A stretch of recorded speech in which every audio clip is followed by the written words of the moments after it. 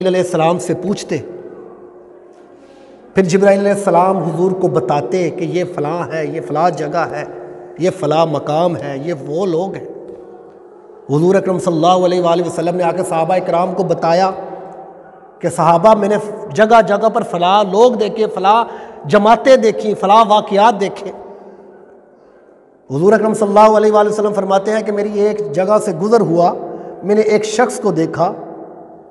उसने क्या किया, उसने लकड़ियों का गट्ठा इकट्ठा किया हुआ था और अपने सर पर उठाने की कोशिश कर रहा था। लकड़ियों का गट्ठा अपने सर पर उठाने की कोशिश करता, उससे उठाया ना जाता, वजनी था, वो नीचे फिर रख देता। अब जब रखता तो उस गठरी को खोलता और उसके अंदर और लकड़ियां डाल देता, लकड़ियां और डालकर फिर गिरा लगाकर फिर उसको सर पर उठाने की कोशिश करता। हुजूर फरमाते हैं चाहिए तो उसे ये था कि लकड़ियां उठाई नहीं जा रही तो गठरी में से लकड़ियां निकाल दे, कम कर दे, लेकिन वो कम करने की बजाय और लकड़ियां बीच में जमा करके गिरा लगा के उठाने की कोशिश करता, उठाई ना जाती,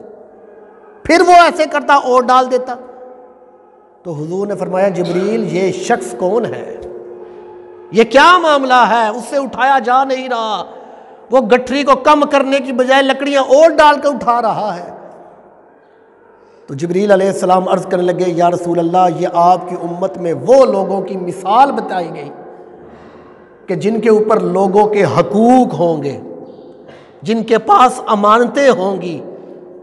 और वो अमानतों को ना अदा कर सकेंगे ना हकूकों को पूरा करेंगे, बल्कि अपने